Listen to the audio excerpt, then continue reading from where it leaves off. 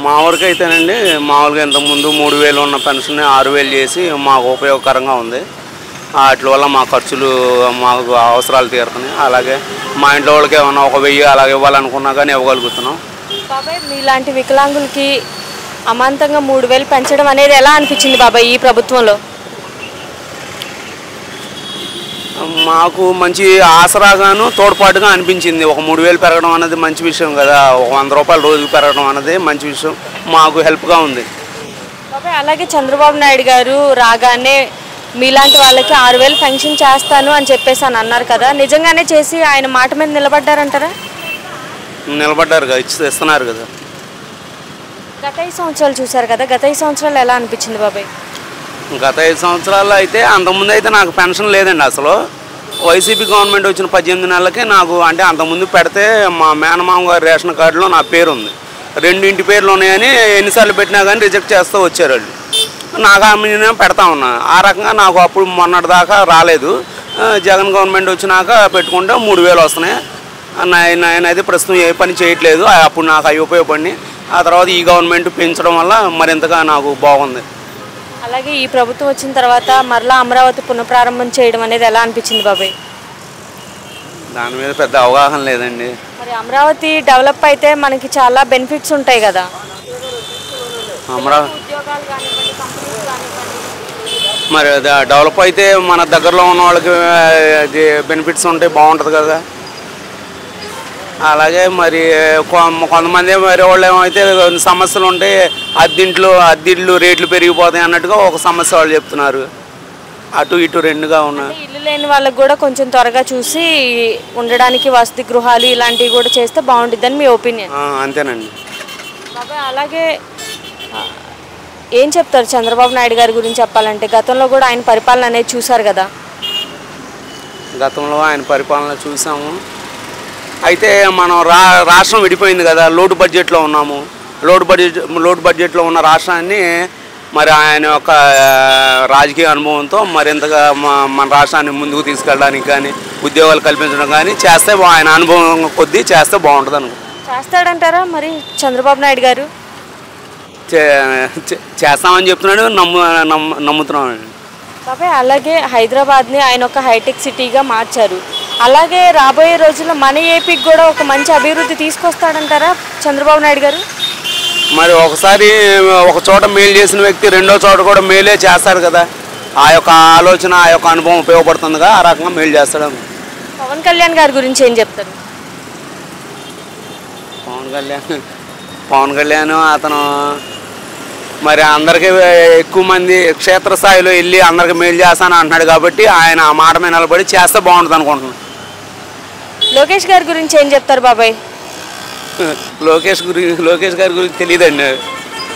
ఆయన కూడా యువత ఎక్కడెక్కడికో వెళ్ళి జాబులు చేయకూడదు, ఈ మనకి దగ్గరలోనే తల్లిదండ్రులకి దగ్గరలోనే ఉండి ఉద్యోగాలు చేసుకోవాలి, ఐటీ పరిశ్రమలు తీసుకురావాలి అని అంటున్నారు కదా. అయితే మనకున్న అవకాశాలు పరిమితంగా ఉన్నాయా లేకపోతే అపరిమితంగా ఉన్నాయా అన్నది ఒక ఆలోచన ఉండాలి కదా. ఇప్పుడు గ్లోబలైజేషన్ అయిపోయినాక ఎక్కడెక్కడో విదేశాల్లో వెళ్ళి అందరూ జాబులు చేసి స్థిరపడుతున్నారు. వెళ్ళొచ్చు, ఎక్కడ వెళ్ళొచ్చు. అలాగే మనకు ఉన్న స్థలంలోనే మనం సాధించుకుంటే మంచిదే కదా. మరి ఈ ప్రభుత్వం ద్వారా రాబోయే రోజుల్లో యువతకి బంగారు భవిష్యత్తు ఉండిద్ది అంటారా? ఉండిద్ది అని నేను అనుకుంటున్నాను, ఉండాలని కోరుకుంటున్నాను. మీకైతే ఏది మంచి ప్రభుత్వం అంటారు? నాకైతే ప్రజెంట్ బాగుందండి. ఒక మాటలో ఏం చెప్తారు ఈ ప్రభుత్వం గురించి? ప్రజలకు మరింతగా మేలు చేయడానికి ప్రయత్నించాలని ఈ ప్రభుత్వానికి చెప్తాను. మరి మీలాంటి వృద్ధులకి ఇంకా మీలాంటి వికలాంగులకి రాబోయే రోజుల్లో ఇంకా మంచి అండగా ఉంటుంది అంటారు ఈ ప్రభుత్వం? అండగా ఉండాలి, ఉంటుందని అనుకుంటున్నామండి. చంద్రబాబు నాయుడు గారి ద్వారా రాబోయే రోజుల్లో ఏపీ డెవలప్మెంట్ పరంగా చూసుకుంటే ఎలా ఉండబోతుంది అనుకుంటున్నారు? బాగానే ఉంటుందని ఆశిద్దాం. ఆయన ట్రేడ్ మార్క్ ఎట్లాగో ఉండనే ఉంది హైదరాబాద్లో. ఇంకా అంతకంటే మనం ఏం చెప్పగలం ఆయన గురించి? చేస్తాడనే ఆశిద్దాం ఎవరైనా కానీ. మరి మళ్ళీ జగన్మోహన్ రెడ్డి గారు వస్తారంటారా? ఎవరు వచ్చినా బాగా చేయాలనే మన కోరిక. బాబాయ్ అలాగే యువతకి ఈ ప్రభుత్వం ద్వారా రాబోయే రోజుల్లో ఉద్యోగ అవకాశాలు పెరిగి నిరుద్యోగం అనేది తగ్గిద్దంటారా? ఈ ప్రభుత్వంలో వస్తాయనే ఆశ ఉంది. జనాలు చాలామంది కూడా చేసుకుంటున్నారు కూడా ప్రస్తుతానికి. ముందు ముందు కూడా చేసుకోవాలి. అది ఐటీ పరిశ్రమలు తీసుకురావాలి అని అంటున్నారు కదా, నిజంగా ఈ గవర్నమెంట్ ద్వారా వస్తాయి అంటారా? ఒకటండి, గతంలో ఆ ప్రభుత్వానికి అనుభవం లేదు. ఆ ప్రభుత్వంలో కూడా ఈ పక్కన వాళ్ళ మాటలని నాశనం అయిపోయాడు ఆయన. ఆయన స్వతంత్రంగా కొద్దిగా ఆలోచించినా ఆ ప్రభుత్వం అలా దాంతో దారుణంగా పడిపోయేది కాదు. దాంట్లో కూడా జనాలు తినటం ఎక్కువైపోయింది. అది మెయిన్ కారణం. పవన్ కళ్యాణ్ గారి గురించి ఏం చెప్తారు? ఏం చెప్తాం, ఆయన కూడా ఒంటరిగా ఏమీ చేయలేడు. ఆయన ఏదో సపోర్ట్ వచ్చింది, సాధ్యమైనంత అతను పాకులాడుతున్నాడు మంచిగా చేద్దామని. అతను చెడు చేయాలని ఉద్దేశం ఏమీ లేదు. బాగా చేయాలి, ప్రజలు బాగుండాలని అతని కోరిక కూడా ఉంది. మరి ముగ్గురు కలిసి కూటమిగా ప్రజలకి మంచి పరిపాలన అందిస్తారంటారా ఇంకా రాబోయే రోజుల్లో? అందిస్తారా అంటారా అంటే మనం చెప్పగలిగింది ఏంటి, వాళ్ళ మనసులో ఉండి చేద్దాము, చేస్తున్నాము, చెయ్యాలి అని వాళ్ళు అనుకోవాలి. ప్రజలు కూడా వాళ్ళు చేస్తారని ఆశించాలి. మీ అభిప్రాయం చెప్పండి బాబాయ్, చేస్తారంటారా? చెయ్యాలనే ఆశిస్తున్నాం. నేను చేస్తారా అనుకుంటే వాళ్ళు చెయ్యాలిగా, మన చేతిలో ఏం లేదుగా. మనం అనుకుందాం, ఇప్పుడు గుడికి వెళ్తున్నాం, దేవుడికి దండం పెట్టుకుంటున్నాం, మంచి జరగాలని కోరుకుంటున్నాం. ఇది అంతే, చెయ్యాలి. చెయ్యకపోతే ఎట్లా? నా పేరు అబ్దుల్ సత్తార్ అండి. ఎలా ఉందండి చంద్రబాబు నాయుడు గారి పరిపాలన? చంద్రబాబు నాయుడు బాగానే ఉందండి. చంద్రబాబు నాయుడు గారు ఏముంది, అంతా బాగానే కలుస్తుంది. అలా దయ వల్ల అన్నీ సక్రమంగా ఉన్నాయి. అందరికీ బిజినెస్ మొత్తం ఏం తేడా లేకుండా జరుగుతున్నాయి. గత 5 సంవత్సరాలు చూసారు కదండి, గత 5 సంవత్సరాలు జగన్మోహన్ రెడ్డి గారి పరిపాలన ఎలా అనిపించింది? ఇంకా ఎందుకులేండి ఆయన గారి సంగతి, మనకి ఇప్పుడు ఏమన్నా చంద్రబాబు సంగతి కదా. ఆయన గారు చల్లగా చూస్తున్నారు, అందరికీ అన్ని పథకాలు వచ్చేస్తున్నాయి. ఎందుకు జగన్ గారే మంచి పరిపాలన చేశాను, ప్రజలందరినీ చల్లగా చూశాను, ప్రజలకి మంచి చేశాను అని అంటున్నారు కదా? చెప్తారు, అందరూ అలాగే చెప్తారు కదండి. బాగా చేశారని చెప్తున్నారు, చెప్తారు అందరు ఏదైనా చెప్తారు. ఈ ప్రభుత్వం గురించి మాట్లాడు కదా, ఆ ప్రభుత్వం గురించి మనకెందుకు? జగన్మోహన్ రెడ్డి గారు ఈ ప్రభుత్వం రౌడీజం చేస్తుంది, చంద్రబాబు నాయుడు గారు ప్రజలు మోసం చేస్తున్నాడు అని అంటున్నారు కదా? ఏమండి, ఏ ప్రభుత్వంలో ఉంటే ఆ ప్రభుత్వంలో రౌడీజం ఉంటుందండి. ఎవరికి ఏముండదు, ఇప్పుడు లేదా అప్పుడు లేదా, ఏదైనా ఉంటుంది.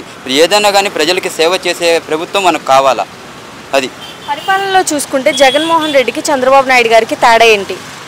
పరిపాలనలో చూస్తుంటే ప్రతి పండుగ వచ్చినప్పుడు జగన్ గారు గుర్తుకు వచ్చేవారండి. ఇప్పుడు ఏ పథకాలు ఎలాగొస్తున్నాయి మనకి? ఏమి లేవు కదా.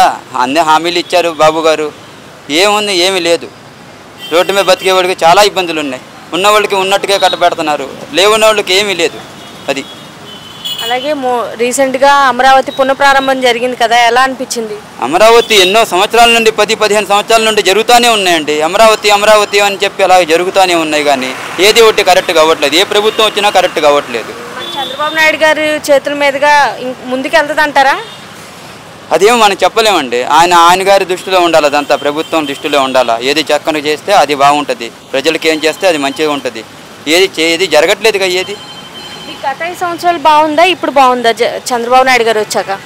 ఏ ప్రభుత్వం వచ్చినా వేదోడు ఇలాగా కష్టపడి ఎండలో వానలో బతికి జీవితం గడుపుతున్నారండి. ఏ ప్రభుత్వం వచ్చినా కష్టపడేవాడికి మధ్యతరగతి కుటుంబాలకి ఏం ఉండట్లేదండి. అన్నీ ఉన్నోళ్ళకే ఉంటుందండి. అది అలాగే లోకేష్ గారి గురించి ఏం చెప్తారు? డిప్యూటీ సీఎం పవన్ కళ్యాణ్ గారి గురించి ఏం చెప్తారు? పవన్ కళ్యాణ్ గారి గురించి ఏం చెప్పాల్సిన అవసరం లేదు. ఆయన గారే సైలెంట్గా ఉన్నారు, మన ప్రభుత్వం చేసుకుంటూ ఉంటుంది అని చెప్పి. అప్పుడప్పుడు ఏమైనా ఇన్సిడెంట్స్ జరిగినప్పుడు వెళ్తున్నారు ఆయన గారు, అంతే. అది రీసెంట్గా ఆయన ఒక పెద్ద ఆవిడని పక్కన కూర్చోబెట్టుకొని ఆవిడకి భోజనం వడ్డించి ఆవిడకి బట్టలు పెట్టి ఆవిడ దగ్గర ఆశీర్వాదాలు తీసుకోవడం కానీ ఎలా అనిపించింది ఒక డిప్యూటీ సీఎం పొజిషన్లో ఉండి? ఏ ప్రభుత్వం అలా జరిగినప్పుడు అలా చేస్తూ ఉంటారండి. ఏ ప్రభుత్వంలో పెద్దోళ్ళు అలాగే చేస్తూ ఉంటారు. ఎందుకంటే రికార్డు రావాలా మనకి, మాట ప్రజల్లో మనం మంచి చేయించుకోవాలని ఏదైనా చేస్తూ ఉంటారు. మీకైతే ఏది మంచి ప్రభుత్వం అంటారు? ఏ ప్రభుత్వం మంచిదంటే కష్టపడేవాడికి ఇలాగే ఉంటుందండి, పేదోడికి ఏం జరగట్లేదండి. ఏ ప్రభుత్వం అలాగే ఉందండి. కాకపోతే 5 సంవత్సరాలు పోయిన 5 సంవత్సరాలు కొద్దిగా ఏదైనా పథకాలు వస్తుంటే ఆ పథకాల్లో మనకి జరుగుతూ ఉండేది. ఇప్పుడు ఏ పథకాలు రావట్లేదు కదండి. ఫ్రీ బస్ అన్నారు, ఏమీ లేదు. నెలకు 1500 అన్నారు, ఏమీ లేదు. ఇలాగే ఏం జరగట్లేదు. అమ్మఒడి అన్నారు, ఇప్పుడేమో అందరికీ స్కూల్లో పిల్లలందరూ వెళ్ళిపోయిన తర్వాత అమ్మఒడి ఇస్తాం అది ఇది అంటున్నారు. ఇళ్ళ స్థలాలు ఇస్తానన్నారు, 2 సెంట్లు అన్నారు. ఏది జరగట్లేదుగా. జగన్ గారు ఇన్ని మంచి పనులు చేసినా ఎందుకు ఓటమి పాలయ్యారు? జరిగిందంటే ప్రభుత్వం కొన్ని పద్ధతులు ఉంటాయమ్మా, దాని గురించి అలా జరిగింది. అది లేకపోతే జగన్ గారు ఓడివాడు కాదు, జగన్ గారే వచ్చేవాడు.